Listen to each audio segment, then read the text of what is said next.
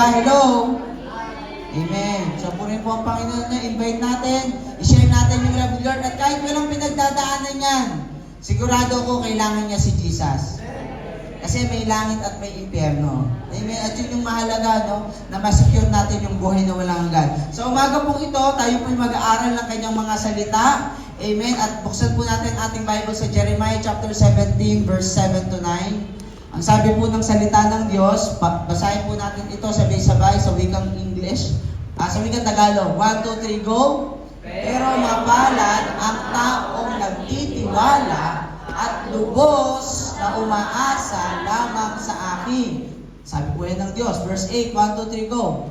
Matutulad siya sa punong kahoy na itinanim sa tabi ng ilog, na ang mga ugat ay umaabot sa tubig. Okay, may puno, may ugat, at nasa tabi ng ilog, at umaabot yung ugat sa tubig. Okay, sunod, 1, 2, 3, go. Ang punong kahoy na ito, hindi. Sino dito ayaw manganib yung kanyang buhay? Sino dito gusto niya lagi secure yung kanyang spiritual life? Yung kanyang buhay. So sabi dito, parang dapat daw po tayo ay maging isang parang punong kahoy na natanim sa ilog. Diba? So sige po, pakibasa, 1, 2, 3, go. Dumating man, 1, 2, 3, go. Dumating man ang tag-init o mahabang tag-araw, palaging sariwa ang mga dahon nito at walang tigil ang pagbumunga. Grabe, no? Pag nasa tamang lugar ka pala, kahit may tag-araw, kahit may tag-init, hindi ka matutuyo. Palakpakan natin ang Panginoon. Sige po, verse 9 and last. 1, 2, 3, go. Ang puso ng tao ay mandaraya, higit sa lahat, at lubos na masama. Masama pala yung puso ng tao. Amen. 1, 2, 3, go. Sino ang nakaalam kung gaano ito masama? Tayo po natin manalangin. Lord, maraming salamat sa umagang ito. Kami po ay nagpapakumbaba, Lord, at sumusurrender sa iyo. Sinusuko namin ang aming mga sarili, wala kaming magagawa kung wala ka, Panginoon. Alam po namin na mahalaga ang bawat kaluluwa sa iyo. Kaya naman, Lord, naririto ang bawat isa sa amin, kausapin mo, kilusan mo, mahabagan mo, Panginoon. Magministeryo ka sa aming mga buhay, that truly apart from you, we can do nothing, we are nothing, God. Salamat po, O God, at Lord, nananabig po kami sa presence mo, Panginoon, sa umagang ito. Thank you, Lord. In Jesus' name we pray. Amen. Amen. Sa lahat ng gustong makaranas ng presensya ng Diyos, pumalakpak na po.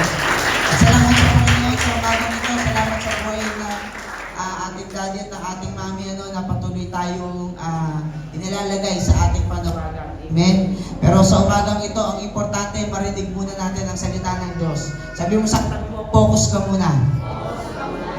Ang unang tanong ko dito, sabi niya, may isang puno na nasa tabi ng ilog. Okay? Nakakita ka na ng puno sa tabi ng ilog? Anong tanong natin doon? Ang tanong natin doon, ba't ganun? Hari ha? Hello? May puno, nasa tabi ng ilog, yung ilog, may tubig. Sabi doon, dumating yung tag-araw, dumating yung tag-init, pero hindi siya natutuyo. Bakit? Kasi, nasa ilog. Okay? May tubig. At yung ilog, may tubig. Hello. Ang tanong ko po rito, ba't ganon? Sabi mo sa katabi mo, ba't ganon? Sagutin mo siya, kasi andon. Yan. Okay? So, bakit hindi siya natutuyo? Kasi nandun siya. Anong gustong at mensahe ng Diyos sa atin? Simple lang ganito. Tayo yung puno. Okay? Marami bang puno kayo nakikita? Marami kayo. At yung mga puno nakikita natin nasa iba't ibang lugar. Pero ang sabi ng Bible, yung puno, yung taong nagtitiwala sa Diyos. Hello. Ito na. Ito na yung message. Ang taong nagtitiwala, blessed is the man, verse 7, blessed is the man who put his trust in the Lord, and the trust is the Lord. Sabi niya ng verse 7, blessed is the man, mapalad. Blessed is the man who trusts in the Lord and whose hope is the Lord. Mapalad daw ang tao. Hello? Yung puno, nasa ilog, hindi natutuyo, kasi yung puno, may ugat, kasi yung ugat, dadaanan ng tubig. Ano ibig sabihin nito? Sabi mo, puno ka ba? Kasi kung puno tayo, we need to position ourselves. Ulitin ko po, ang problema hindi tayo puno eh. Tao tayo. Pero illustration ng Diyos yun. So kung magiging puno tayo, saan puno ka dapat matanim? Saan mo gustong itanim yung sarili mo? O ganito, sa wikang mababaw na Tagalog, saan mo ilalagay ang sarili mo? Hello? Yan ang tanong ng Diyos sa atin. Tama? At gusto ba natin, at dapat po, kagaya ng salita ng Diyos sa umagang ito, maging puno tayo na nasa tabi ng ilog. At kapag nasa tabi tayo ng ilog, yung ugat natin dapat nadadaanan ng tubig.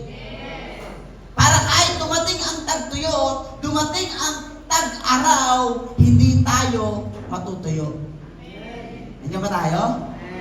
Ngayon, paano ka magiging puno na nasa ilog? At yung ugat natin ay dumadaan sa tubig. Dahil sa katabi mo, paano? Hello? Alam naman natin yung sagot? Alam na? Basa, verse 7. Ulit. 1, 2, 3, go! Ang taong nagtitiwala at lubos na umaasa lamang sa... Kanino lang? Kanino lang?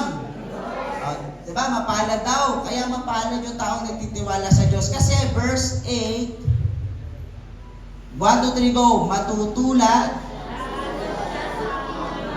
na itinanim sa tabi ng ilog na ang mga ugat ay umaabot sa... simple lang po. Sabihin natin magtiwala. Kung gusto natin na maging kagaya ng isang ilog na ang ugat niya ay nakatanim at nadadaluyan, kailangan mong matutong magtiwala sa Diyos. Yan lang po ang message ng Panginoon. Kailangan natin magtiwala. Kanino? Palakpakan natin ng Panginoon.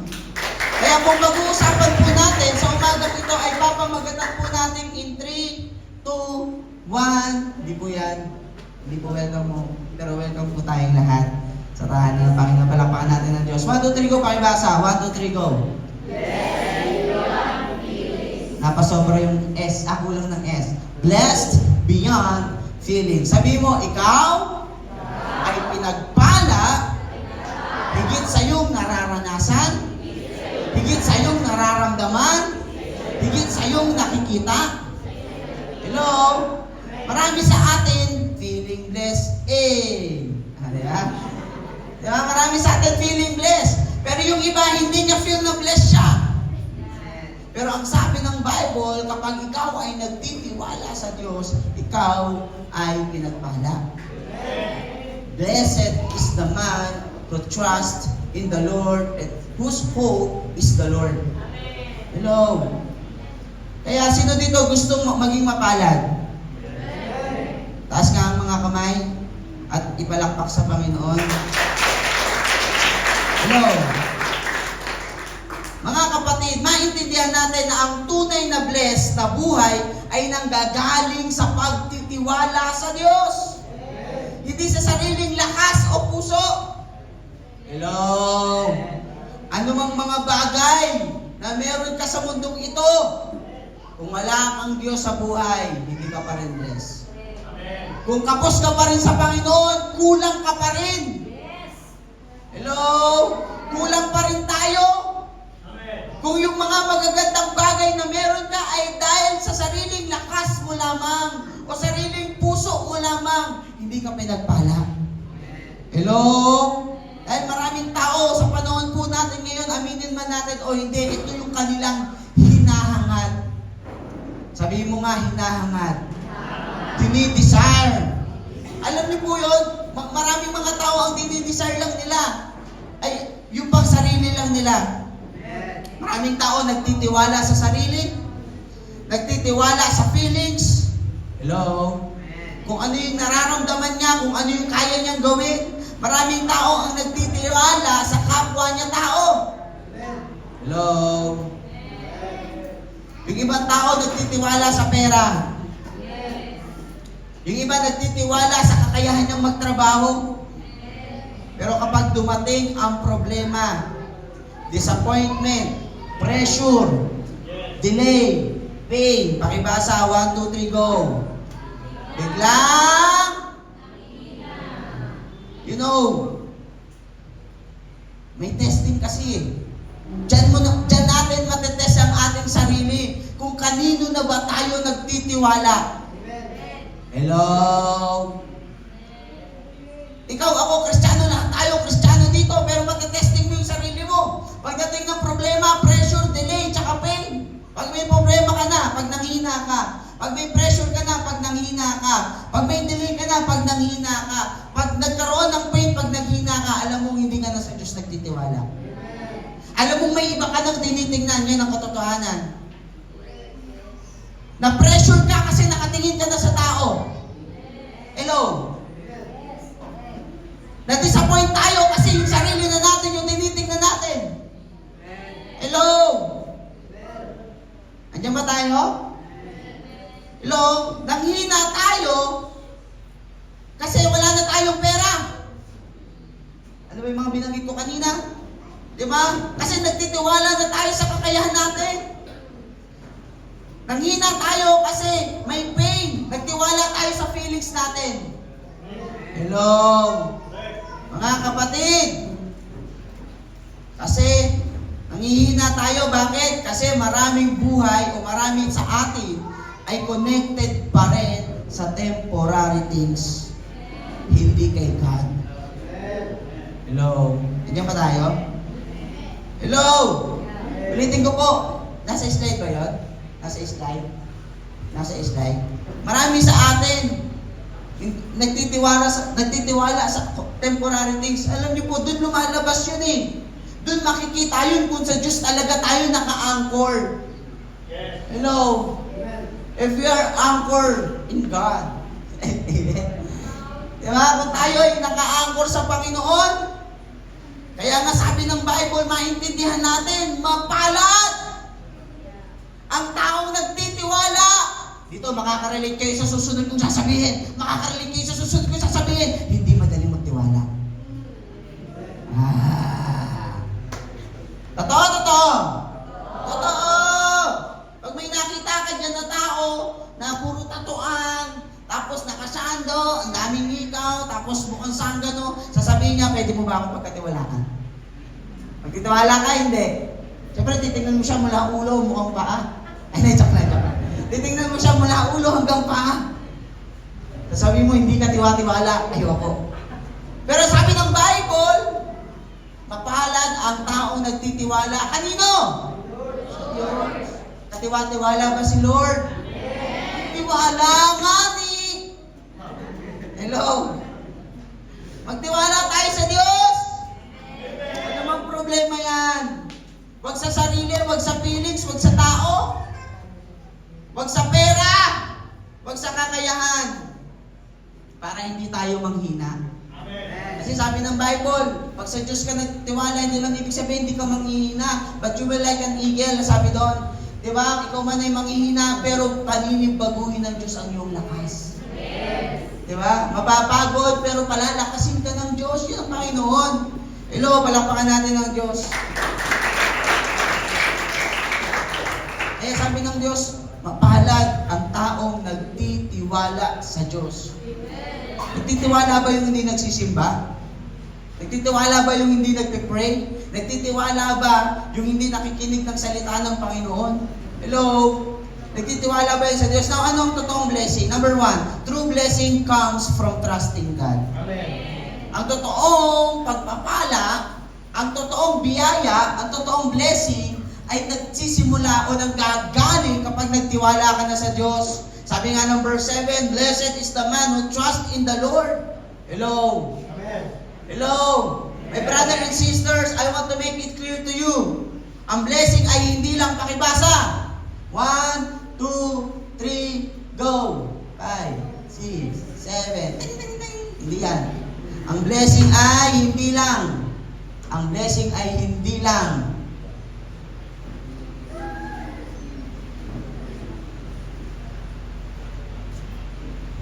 Ang Ang blessing po ay hindi lang pera, promotion, at magandang buhay. Hello? Nandiyan ba tayo? Amen. Ulitin ko po, ang blessing hindi lang usapang pera. Kasi akala natin pag marami tayong pera, blessed tayo. Yes. Pag na-promote tayo, uy, pinagpala ako ng Diyos. Hello? Hello? Uy, ang saya-saya ng buhay ko ngayon, parang Cloud9. Hello? Diba? Ganun eh, diba? Para ako nasa cloud.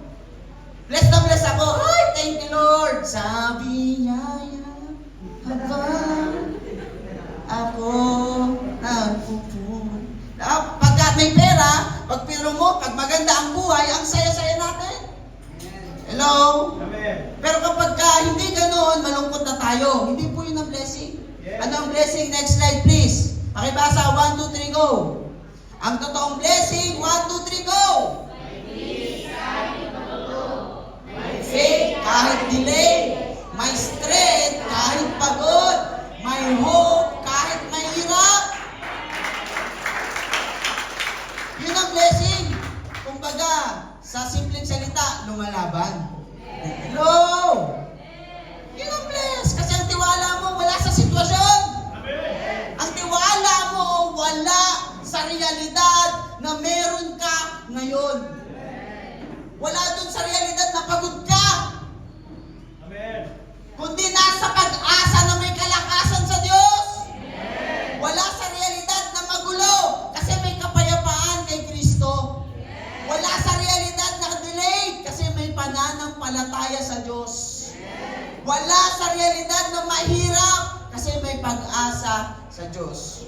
Panapakan natin ang Panginoon. Mga kapatid, yan yung puno na nakaposisyon sa Diyos. Yan yung puno na nakatanim. May dumadaloy na tubig. Yan po yung totoong blessing. Hello, nandiyan pa tayo? Let's examine ourselves.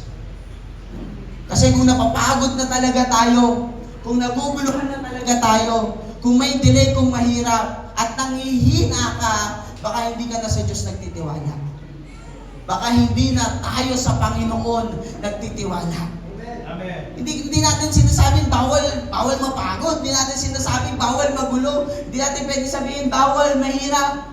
Pero maranasan man natin yung mga bagay na yan kung alam natin kung kanino tayo naka-anchor. Kung tayo nagtitiwala sa Diyos, we have peace, we have faith, we are strengthened, we have hope. Palakpakan natin ang Panginoon. Trust means, nandiyan, trust means, yan. What? Hindi yan. Okay. Trust means, balik mo na lang. Trust means, hindi lang alam si God, kundi umaasa talaga sa Kanya. Hello? Kasi lahat naman tayo, kilala natin ang Diyos eh. Pero nandun talaga, ang pagtitiwala ay umaasa talaga sa Diyos. Pinaka-example. Ano yung example niyan, mga kapatid? Makinig kayo sa sasabihin ko. Hello? Sabi po sa example na ito, no? Sabi dito, kapag wala ka ng control, doon mo nasusukat ang trust mo kay God. Hello? Ulitin ko, kapag wala ka ng control, doon mo nasusukat ang trust mo kay Lord. Pag hindi mo na makontrol yung feelings mo, hindi mo na makontrol yung mga nangyayari sa paligid mo, hello? Iniwanan na tayo, wala na talagang pera, zero na yung bank account, hindi ka na po-promote, tatanggal ka pa. Doon mo talaga masusukat ang trust mo sa Panginoon. Basahin natin to, madaling magtiwala kay God. Meron? Wala. Okay. Sorry. Kulang yata yung nabasa ko. Madaling magtiwala kay God kapag okay ang lahat. Pero ang tunay na trust, lumalabas kapag mahirap na. Yan. Pakibasa, 1, 2, 3, go. Ang tunay na trust, lumalabas kapag mahirap na. Kaya alam nyo, kapag may mga problema, guys, pag may mga pagsubok, that is an opportunity to show that you trust God. That is an opportunity to show your faith to God. Pag may mahirap, pag may sitwasyon, pag may problema, hello? Hindi ba tayo? Di ba? Later on, tatawanan mo na lang yung mga pagsubok. Later on, tatawanan mo na lang yung mga nagpe-persecute sa'yo. Kasi ang pagtitiwala mo ay sa Panginoon. Magugulat ka, ay, okay, may problema ako, pero yun, buhay pa rin naman pala ako. Hello? Na-delay ng konti yung pambayad ko sa due date. Hallelujah! Okay. Bago mag-due date, ikot ng ikot yung pet mo, hindi mo alam, isang ako mamulog eh. Yeah? Distress ka na, oh Lord, nakakaiyak. Sabi mo, provider ka, pero nagkukulang ako. Struggle ka, no? Ano ba namang buhay ito? Pambira buhay ka! Naglilingkod ka kay Lord, pero kulang ang bayad mo. Diba? Ngayon, na-delay yung ano mo, na-delay. Wala, delay talaga. Basta walang nangyari, buhay ka pa rin. Na-delay lang. Tapos biglang pagka-delay, may pambayad ka na. Nakabayad ka na. Sabi ko, may stress lang ako. Diba? Hello? Hindi ba tayo? Hello? Mga kapatid, later on, marirealize mo, kapag mahirap na, doon lalabas yung tunay na trust. Amen? Minsan, di ba, minsan, tingnan na, lingunin na lang natin. Pero ang titig natin sa Diyos, ang focus natin sa Panginoon. Palakpakan natin ang Panginoon. Number 2. Pakibasa, 1, 2, 3, go. A life rooted in God stays strong. Kapag ikaw ay rooted sa Diyos, ikaw ay una, ikaw ay pinagpala, ha? Kapag nagtiwala ka sa Diyos, ikaw ay pinagpala. O, letter P tayo, ha? Letter P. Okay, mga bata? Okay? Kapag ikaw ay nagtiwala sa Diyos, ikaw ay pinagpala. Number 2, kapag ikaw ay rooted sa Panginoon, ikaw ay pinalakas. Very good. Okay, pinalakas. Kapag ikaw ay rooted kay Lord, ikaw ay pinalakas. Rooted. Okay, pinalakas. Andiyan ba tayo? Pinapalakas tayo ng Diyos kapag tayo ay nakatanim sa Kanya. Kurutin mo yung katabi mo, sabi mo makinig ka. Makinig ka. Ayan, okay. So verse 8, sabi dito, He shall be like a tree planted by the waters. Hello? He shall be like a tree planted on the waters. Hindi sinabing walang init. Hindi sinabing walang drought. Hello? Hindi sinabing hindi ka may initan. Hindi sinabing hindi tayo matutuyo. Walang tagtuyot, sorry. Hindi sinabing walang tagtuyot. Ang sabi, ano sabi? Pero kahit may dry season, hindi natutuyo. Hello? May dry season pala ng buhay pero hindi ka matutuyo. Amen. Andiyan ba tayo? Amen. Hello? Ang rooted believer. Andyan yan. Pakibasa. Next slide. Ang rooted believer. 1, 2, 3, go! Hindi madali. Hindi dependent sa. Hindi nawawala pag may. Listen to this. Mga, dyan mo makikita kung baby ka pa o rooted ka na. Hindi yung inugat ka na. Hello? Hindi yung inugat na tayo. Sa mga upuan natin, 10 taon na tayong Kristiyano, 20 years na tayong Kristiyano, pero madali agad tayong sumuko. Madali tayong matinag. Dependent pa rin tayo sa emosyon. Nawawala pa rin tayo pag may trials. Inugat na tayo sa simbahan. Hello? Pero hindi yan patagalan. Wala yan sa tagal o sa bago. Sabi mo sa katabi mo, nasa puso mo yan. Kung mahal mo talaga si Lord, kaya mong iwanan yung kamunduhan. Kung mahal mo talaga si Lord, kaya mong iwanan ang kamunduhan. Hindi at lang ang edad, sabi mo, bata pa ako eh. Hello? Andiyan ba tayo? Ang pagiging rooted believer ay dinidesire, pinipili. Hello? Kahit may problema, hindi agad sumusuko. Kahit may may pagsubok, hindi agad madaling matinag. At hindi ka didepende sa emosyon mo. Sabi mo sa katabi mo, huwag sa emosyon. Hello? Kasi nga, our heart is deceitful above all else. Amen. Mga kapatid, sana naiintindihan nyo to. Yes. Malakas tayo umimi pag wala tayong problema eh. Pero totoo, konting persecute, wala ka na naman next week. Hello? Sabi natin mahal natin si Lord kasi wala kang problema. Eh pag may problema ka, pakiusap, pakitake note to ha, pakibalikan. Hello?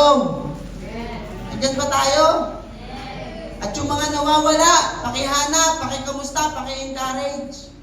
Yung mga kilala mo dati na nandiyan, mga tropa mo, kaibigan mo, sabi mo mainit sa impyerno. Sabi mo, totoo ang impyerno. Hello? Marami ang nakatira sa impyerno. May Pilipino, Amerikano. Di ba? Ha? Yung ba yun? Banyaga at mga Pilipino. Sorry ha. Kailangan. Di ba? Hello? Di ba? Huwag tayo magdepende sa emosyon. Alam niyo po ba, na bago ko ito pinreach dito, pinreach ko na to last week sa 13. Wala na akong binago dyan, title na lang. Hindi totoo. Preaching ko po yan sa 13. Ayan si Kim, testigo. Preaching ko na, wala na po akong binago dyan, title na lang. Inulit ko na lang ngayon. At mas nafe-feel ko siya ngayon. Napakan natin ng Panginoon. Hello! Kasi 2 linggo na wala. Ang daming wala, 2 linggo na. Hanapin sila, mga nawawala. Huwag niyong hanapin yung nandiyan dyan, kasi nandiyan na. Kaya hanapin, nawawala. Pag-pray natin sila, guys. Okay? Mahal natin sila. Andiyan ba tayo? Di ba mga busy talaga? Pero alam niyo yung kabisihan, ginagawa talaga yun ng demonyo para lumayo ka sa Diyos. Kaya sabi mo sa katabi mo, huwag kang papayag. Naagawin ka ng kaaway dahil sa kabisihan. O, pakipicturean, okay na? Mamaya, pakipicturean tapos pakipost sa Facebook, ha? Okay? Ayos ba yun? Pakipicturean tapos pakipost. Pakiminday, ha? Tapos ano maganda? Thank you. Just one. Sabi yaya, malama, yun ang tugtog, ha? Okay ba yan? Sige. So, kailangan natin maging rooted believer. Kasi pag hindi ka rooted, matutuyo ka. Pag hindi tayo connected kay God, matutuyo tayo. Maraming Christian connected sa church, pero hindi connected kay God. Active sa ministry, pero spiritually dry. Next slide. Ang puno, andyan. 1, 2, 3, pakibasa. 1, 2, 3, go! Ang puno, hindi nabubuhay dahil sa ng dahon. Nabubuhay ito dahil sa malalim ang kahit gano'n pa tayo kagaling mag-perform, kahusay kumanta, tumugtog, kahit gano'n pa kaganda yung forma natin, kagaling mag-preach, kung tayo po ay hindi malalim ang ugat, hindi tayo mabubuhay. Sabi niya, wala man ako nabubuhay. Nandiyan ba tayo? Palapakan natin ng Panginoon. Number 3. Dalawa na lang po ito. Dalawa na lang. Number 3, pakibasa. 1, 2, 3, go! The heart can deceive you. Hello? Ang puso, mandaraya. May mandaraya. Sino? Puso. May mandaraya. Barat-barat, huwag kang sagot ng sagot. Yung huli kong kilalang ganyan, wala na kayo. Hello? Okay, ilagay sa tamang init. Amen? Praise God. Mainit tayo kay Lord, syempre. Hindi, mainit tayo kay Lord. Okay. Pag mainit talaga kay Lord, minsan, okay. So, may mandaraya. Sino? Puro pi tayo. May mandaraya. Sino? Puso. Sabi nila, follow your heart. But sabi ng Bible, our heart is deceitful. Mandaraya. Hello? Listen to this. Ito yung dangerous. Minsan hindi devil ang biggest problem, kundi ang sariling puso. May ibang gusto yung puso mo. May ibang hinahangad ang puso natin. Hello, mandaraya ang puso. Anong kayang gawin ng puso? Next slide, next slide, next slide. Andyan ba? Andyan ba? Ayan, okay. Pakibasa! In 3, 2, 1, go! Ang puso, kaya ang kasalanan. I-normalize ang compromise. Itago ang pride. At lokohin tayo spiritually. Hello? Hello? Yan ang puso natin. Yan yung nature heart. Yung natural na puso, yung old heart. Sa anthropology po, sa theology. Yan yung puso natin, kaya natin i-justify yung kasalanan. Hindi tao lang ako, makasalanan lang. Hello? Ano pa? Kayang i-normalize ang compromise. Ganun talaga. Busy. Hello? Kaya nating mag-compromise lagi kay Lord para lang hindi umaten, para lang hindi magsimba, para lang lumayo sa Diyos. Kaya nating mag-compromise lagi. Yan ang puso. Napakaraming dahilan. We have 1,000 of reason para lang lumayo sa Diyos. Ano pa? Kaya nitong itago ang pride at kaya tayong lokohin spiritually. Ganyan ba tayo? Paano nangyayari yon? Minsan, sinasabi natin, nandyan, wala. Minsan sinasabi natin, okay lang ako.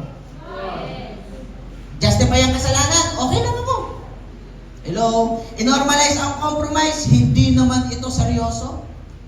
Joke lang ito. Nagbibiro lang ako. Hello? Diyan ba tayo? Nagsimula sa patikim-tikim. Pinilit na. Pinilit lang gusto mo naman talaga. Hello? Andiyan ba tayo? Hello? Hindi naman ito seryoso. Kaya ko namang iwanan yan kung gugustuhin ko. Hello? Hindi pa naman ako malayo kay God. Hello? Actually, kadadasal ko nga lang ng 10 kanina eh. Hello? Andiyan ba tayo? Ito pinakamatinding compromise eh. Control ko pa yan. Andiyan ba tayo? Diba? Control ko pa yan. Pero alam natin, slowly, lumalamig na tayo spiritually. Diba? Lumalamig na tayo spiritually. Anong dapat nating maintindihan mga kapatid? 1, 2, 3, go! Kapag, yan, pakibasa, 1, 2, 3, go! Kapag hindi naka-anchor sa word of ang puso, madaling malinlang ng kapag wala sa word of God, alam mo, maliling lang ka kagad. Amen? Mandaraya ang puso, maniwala ka. Kayang i-normalize ang kasalanan. Kala mo, hindi ka compromiser kay God, ayaw ng Diyos niyan. Alam mo yung letter ng Panginoon sa 7 churches? Sabi ng Panginoon, sala ka sa init, sala ka sa lamig, isusuka kita. Hello? Hindi pwedeng mainit ka kay Lord ngayon. Mahal mo si Lord ngayon, pero sa susunod, hindi naman. Iba na ang mahal mo. Mahal mo na yung beach. Hello? Ulitin ko. Hindi pwedeng mahal mo si Lord ngayon, pero sa susunod, mahal mo na yung beach. Nandiyan ba tayo? Gusto natin, di ba? Nasa dagat tayo, vitamin C. Mga riding natin, di ba? Vitamin C, yes. Ito ang pahinga ko. Pahinga mo pala, hindi dyan ka na tumira. Tingnan ko lang, hindi ka masunog. Biro lang. Okay yun, ma-enjoy natin. Gusto na Diyos pag-enjoy tayo, hindi masama yung mga bagay na yan. Pero dapat alam natin kung ito ay kalooban pa ng Diyos o hindi. Amen? Palakpakan natin ang Panginoon. Number 4. At dito tayo magtatapos. Hey, tapos na tayo. Pakibasa, 1, 2, 3, go! Don't follow your heart. Let God lead it. Amen. Dapat kanino tayo uuwi? Pang-apat na P. Kanino tayo uuwi? Panginoon. Diba? Hello? Pagpapala, pinapalakas, puso at Panginoon. Okay? Maraming kasabihan, follow your heart. Pero ang sabi ng Bible, the heart is deceitful. Kaya kailangan natin ng word ni God. Nandiyan ba yan? Nandiyan ba yan? Wala. Kailangan natin ng word ni God. Kailangan natin ng prayer. Kailangan natin ng correction. Kailangan natin ng surrender. Kailangan natin ng guidance ni Holy Spirit. Hello? Ulitin ko. Kailangan natin ng word ni God. Kailangan natin ng prayer. Kailangan natin ng correction. Kailangan natin ng surrender. Kailangan natin ng guidance ni Holy Spirit. Alam mo, kung wala ang salita ng Diyos, hindi tayo Kristiyano. Wala tayong panalangin, mananatili tayong head knowledge, dry. Yung ating salita ng Diyos na nalalaman. Kung hindi tayo magpapakorek, walang binago ang Diyos sa buhay natin. Kung hindi tayo magsusurrender, mananatili tayo sa dati nating kalalagayan. Higit sa lahat, kung wala ang banal na Espiritu Santo, hindi mo kayang magpatuloy. We need the guidance of the Holy Spirit. Anong panalangin po ni David? Diyan ba yan? Ano? Ang panalangin ni David, created in me a clean heart, O God. Hindi perfect. Listen to this. Sabi ni David, Lord, likhaan mo ko ng isang malinis na puso. Hindi ka prayer yung perfect prayer, yung perfect heart. Lord, bigyan mo nga ako ng perfectong puso, hindi. You know, because hindi kailangan yun ng Diyos. Ang kailangan ng Panginoon, surrendered heart. Sabi mo nga, surrendered heart. Handa ka bang magsuko sa Diyos? Amen. Sabi mo nga, handa ka bang magsuko sa Panginoon? Palakpakan natin ang Panginoon. Conclusion, mga kapatid. Amen. Conclusion. May dalawang klase ng buhay. Sige po, pakibasa. 1, 2, 3, go. Dalawang klase ng buhay. Buhay nagtitiwala kay Lord. Buhay nagtitiwala sa sariling puso. Ang isa, stable. Ang isa, madali, malinlang. Amen. Palakpakan natin ang Panginoon. At ang challenge sa atin, ano po, saan nga ba tayo rooted? Diba? Saan nga po ba nakatanim yung ating mga puso? Rooted po ba tayo sa feelings, sa tao, sa sarili, o kay God? And lastly, so kung i-encourage ang bawat isa sa atin, pakibasa, 1, 2, 3, go! Kapag si Lord ang source mo, kahit may tagtuyot sa paligid, mananatiling buhay ang Espiritu mo. Palakpakan natin ang Panginoon. Mga kapatid, amen. Seryosohin po natin ang patuloy na pagtitiwala sa Panginoon. Lumapit tayo, let us continue to surrender our heart to God. Kasi ang katotohanan, mawawala ang lahat ng bagay sa mundong ito. Amen? Pero ang mananatili lang, tayo, haharap tayo sa Diyos. Sabi nga, kagaya ng sinabi ko last time, amen, sabi nila kawawa daw ang taong walang pera, kawawa ang taong walang narating sa buhay, kawawa ang taong may sakit, kawawa ang taong iniwanan, kawawa ang taong puro negatibo na lang ang meron sa buhay. Pero lagi ko pong sinasabi, hindi yun ang kawawa. Ang kawawang tao, ang pinaka-kawawang tao ay yung taong walang Diyos sa buhay. Diba? At ang kawawa ang taong hindi nagtitiwala sa Panginoon. Amen. Palakpakan natin ang Panginoon at kainanihan po magdadagdag. Amen.